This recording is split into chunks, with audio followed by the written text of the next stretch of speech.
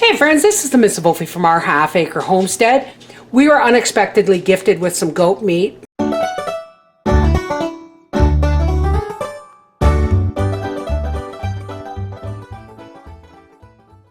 One of our friends' goats had an unfortunate accident and its leg was shattered and they didn't feel like butchering it, so they gave it to us. So we're not doing the butchering video, it's just too long. You've seen us do it. What we have here is, now as you know, goat meat is very, well, let's get the butter out of the way here. Goat meat is very lean, okay? And that's why it's one of the reasons it's really healthy, and we're really blessed to have this. Now, I have ground this up and it's going into the oven because I'm going to be dry canning the ground meat. This is going to be raw packed and canned in pints. God guides, God provides. Let's get canning. This is going into a 325-degree oven with the lid on to roast because, as you know, you do not raw pack ground meat. You have to cook it first. So in the oven that goes, and in goes the fridge. Jars are in the dishwasher. Woot! Okay. Now, every once in a while, take this out of the oven and give it a stir. We don't want this to be cooked into one big lump. So, as you can see, it's doing the job just nicely. Now, I'm not going to be salting it as I can it, so I'm going to salt it now, and I'm going to put about, about a teaspoon and a half of pink Himalayan salt. Ouch. Oh, Bev. Try not to fire it all over the stove, but really just kind of break it up. So we don't really want this to dry out, even though we're going to call this, this is going to be dry canned. It just means we're canning it without adding fluid. All right, back into the oven that goes. Okay, this is ready to start jarring up. Now you can leave the juice in it if you want, folks, but I actually like to strain it.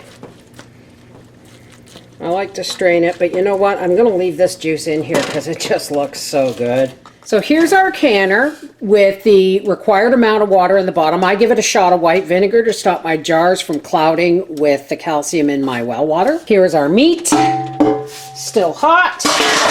Here's our jars, fresh out of the dishwasher. Our lids, and our lids that have been washed and rinsed and are sitting in warm water. Let's rock this joint. Let's start with, this is going to be fairly easy, folks, because we really don't have anything to debubble. It's just going straight. Oh, where's my spoon? So, we're going to pack this down into the jar, because if you just put this in loosely packed, what would happen is when it vacuum seals, and yes, if you're using the juice, make sure you push everything in there.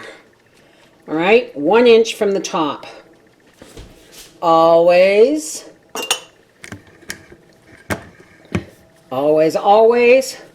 wipe your rims with a clean damp paper towel, fresh lid, fresh ring, and into the canner that goes.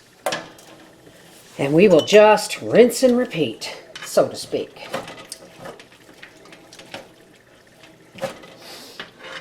Now, I salted this meat when I was roasting it, so I'm not going to worry about it because I like to season things as I'm using them.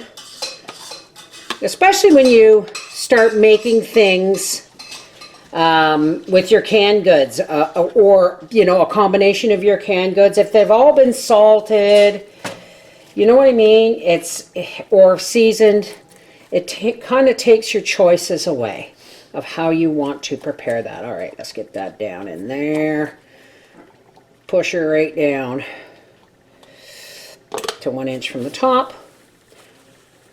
All right, and we will be back when I have these jars filled and in the canner. All right, folks, we got, I believe it's 14 pints. I think I got 8 in the bottom and 2, 4, 6 here. So now, on goes the pressure canner lid. And as soon as this starts to vent a steady stream of steam, we will vent it for 10 minutes and then we will continue. Our canner is now venting a steady stream of steam. I'm going to set my timer for 10 minutes now. And that is a really important process. Venting the canner is really important. Why? Because you have to push, the air has to be pushed out so that it can create a really good a pressure vacuum under heat. That's what makes this such a good way of canning. So we'll be back when that's done. Now, as you can see, my canner, my timer has gone off. My canner has been venting a steady stream of steam. In here is my 10-pound weight. Now, if you live 1,000 feet or more above sea levels, check your manufacturer's directions because weights and measures and times may change. I have been soaking this in some clear vinegar, just some white vinegar, because I noticed the last time my thing was sticking. You got to maintain your stuff, folks, or it just won't continue to work properly. So on goes the 10-pound weight, and as soon as we get our first vigorous jiggle, we will set our timer. So I'm going to turn this down just a little bit, and hopefully we will achieve the gentle rocking motion. If not, a vigorous jiggle like that once every few minutes or so is perfectly fine. Okay, so here is my 14 pints of, they say it's dry canned, but there is moisture in there from the juice. But here is our 14 pints of dry canned ground beef. It's not ground beef, it's ground goat, but I call it ground beef. Now here is the best part. I wouldn't normally do it this soon because I just canned it yesterday, but I'm going to show you. Here's one of the best parts about having dry canned meat in your pantry. We're boiling sap today. I'm canning more meat. Oh, that's a good seal. So I'm going to make spaghetti, and this is really easy because you just do this. Isn't that wonderful? You don't have to worry about cooking the meat first. It's almost an instant meal, really. And here is some dehydrated peppers and celery. I'm now out of leeks. Mushrooms. Nice chunks of onion. I love chunks of onion in my food. I like nice big chunks. Okay. And since there's 3 of us now, I use 2 jars of sauce, or you can add a can of tomatoes. I do this so that I can have leftovers to make into another meal later on in the week. This basically only has to just basically has to heat up and cook the onions, right? And that is going to be supper.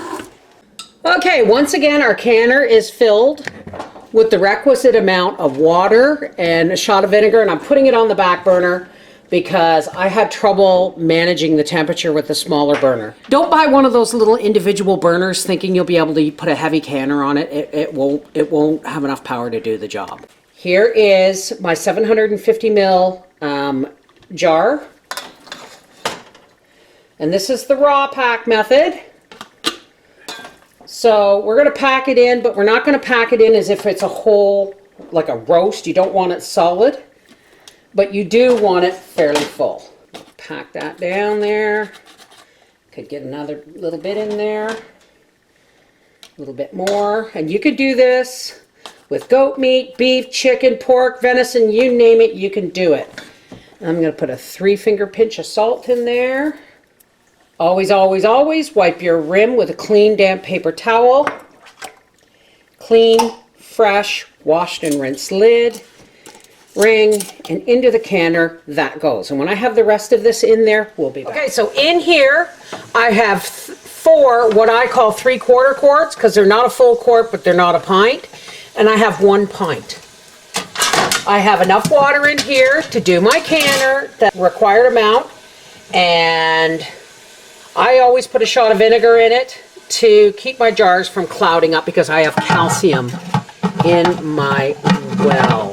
I have calcium in my well water. I'm going to put our lid on, lock it down. As soon as that starts to vent a steady stream of steam, I will set my timer for 10 minutes.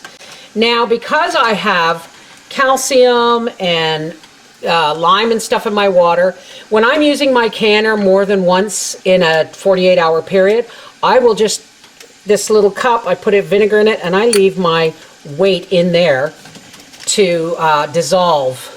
You can't really see it, but there's lots of little bits of rust and stuff in the bottom of that vinegar, so that really helps that.